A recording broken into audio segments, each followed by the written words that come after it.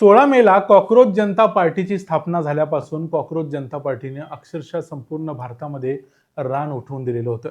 कारण इतक्या वेगानं या पार्टीचा प्रसार झाला की काही दिवसातच बघता बघता 22 मिलियन पेक्षा जास्त सभासद म्हणण्यापेक्षा फॉलोअर्स या पार्टीला इंस्टाग्रामवर मिळाले. सभासद देखील मोठ्या प्रमाणावर मिळाले.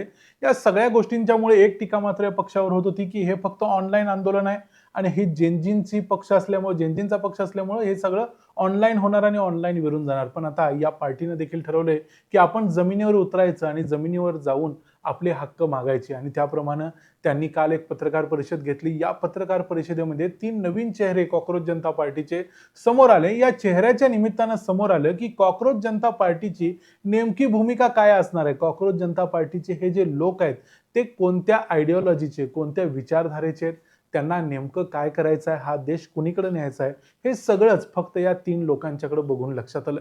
ते तुम्हाला मी पुढे सांगणारच आहे. पण उद्याच्या 6 तारखेला यांचं जे आंदोलन होणार आहे, या आंदोलनामध्ये त्यांचा मुख्य उद्देश असणार आहे की धर्मेंद्र प्रधान जे भारताचे शिक्षण मंत्री आहेत त्यांनी राजीनामा दिला पाहिजे. नाही दिलं तर मात्र हे आंदोलन 6 तारखेला होणार आहे. या आंदोलनात काय काय असणार आहे पुढे ते मी सांगितलं. पण या 3 लोकांच्यामुळं जी एक विचारधारा उघड झाली, त्या विचारधारेबद्दल बोलूया आजच्या या व्हिडिओमध्ये. मी आहे रणजित यादव आणि तुम्ही पाहताय द मराठी बाणा. तर सीजेपीचे सध्या इंस्टाग्रामवर 22 मिलियन पेक्षा जास्त फॉलोअर्स आहेत आणि या पक्षानं एका आंदोलनाची घोषणा देखील केलेली आहे. हे आंदोलन 6 तारखेला होणार आहे.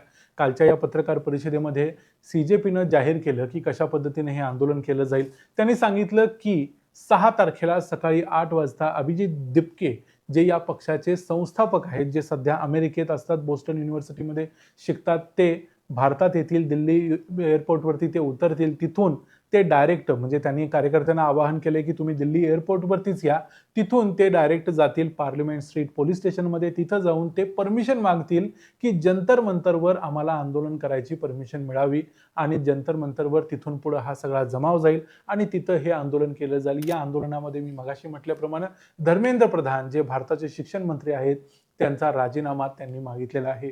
आता धर्मेंद्र प्रधानांचा राजीनामा का मागतायत हे थोडक्यात सांगायचं तर नीटचा जो पेपर घोटाळा झाला, जो लीक झाला, या नीटच्या पेपर लीक बद्दल आणि सीबीएसईचा जो ओएसएमचा घोटाळा आहे ज्यामुळे अनेक विद्यार्थ्यांचं भविष्य अक्षरशः करपायला लागलं, या सगळ्या गोष्टींसाठी काहीतरी जबाबदारी ठरवली पाहिजे आणि ती जबाबदारी धर्मेंद्र प्रधानांनी घेऊन खरं तर त्यांनी राजीनामा द्यायलाच पाहिजे. त्यांनी देण्यासारखी परिस्थिती आहेच.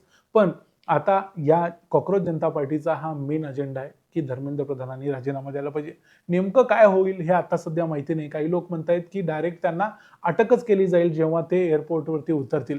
पण प्रत्यक्ष काय होईल ते 6 तारखेला कळेल. पण सध्या तरी हा ऍक्शन प्लॅन या पत्रकार परिषदेमध्ये समोर ठेवलेला आहे. पण या पत्रकार परिषदेच्या निमित्तानं 3 महत्वाचे चेहरे या पक्षाचे समोर आले. हे 3 चेहरे आहेत सौरभ दास, आशुतोष रांका आणि विजेता दाहिया. हे तिघे देखील एक प्रकारे प्रवक्ते असणार आहेत पुढच्या काळामध्ये. यातले सौरभ दास हे मुख्य प्रवक्ते असणार आहेत आणि यांचा इतिहास बघितला तर मग प्रश्न पडायला लागतो की यांना खरोखर आपण फॉलो करायचंय की आत्ताच्या सगळ्या तरुणांनी यांना फॉलो करायचंय. कारण सौरभ दास हे स्वतःला एक शोध पत्रकार मानतात.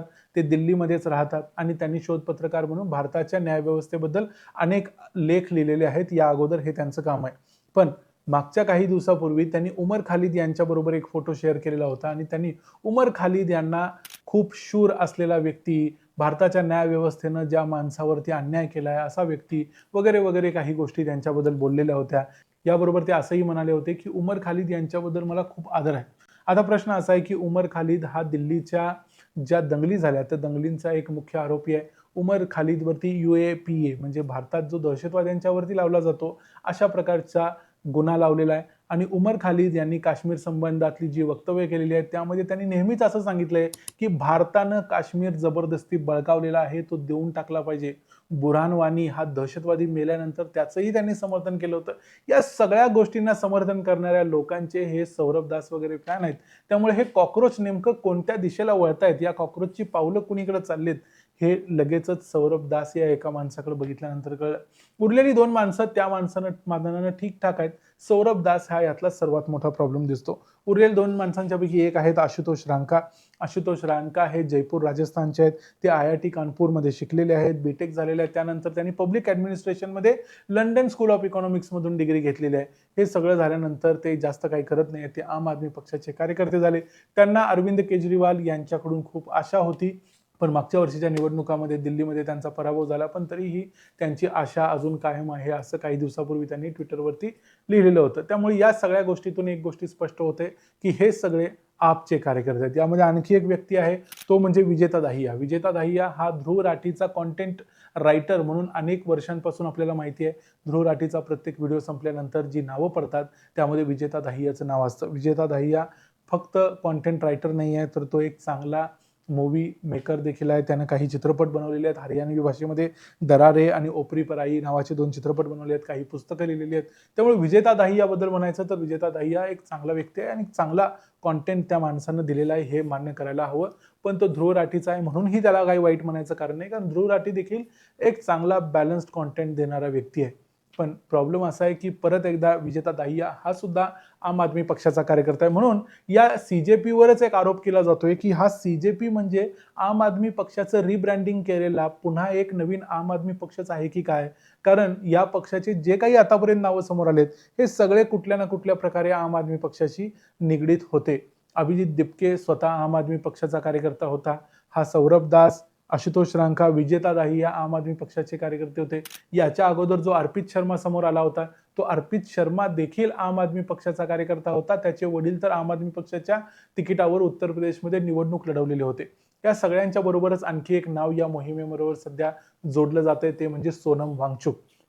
आपल्याला माहिती आहे सोनम वांगचुक यांनी देखील नेपाळमधल्या जेनझी रिव्हॉल्युशनला बघून भारतात काहीतरी अशाच प्रकारे करायचा एक छोटासा प्रयत्न काही महिन्यापूर्वी भारतात केला होता. त्यानंतर त्यांना तिहार जेलमध्ये बऱ्याच दिवसांसाठी अटक राहावी लागली होती. पण आता सोनम वांगचुक म्हणतायत, की मी देखील 6 तारखेला 6 जूनला या आंदोलनामध्ये सहभागी होणार आहे. ते एक एन्व्हायर्नमेंटलिस्ट आहेत, आपल्याला माहिती आहे. त्यांनी देखील खूप चांगलं कॉन्ट्रिब्युशन देशाला दिलेलं आहे. पण या निमित्तानं हे सगळे लोक जे आता या पक्षाला सपोर्ट करतायत, या सगळ्या लोकांनी एका गोष्टीचा विचार करणं गरजेचं आहे. तो म्हणजे हे सगळे जर अँटी हिंदुत्व असतील तर काही हरकत नाही. या देशामध्ये प्रत्येकाला आपली आयडिओलॉजी असायचा अधिकार आहे.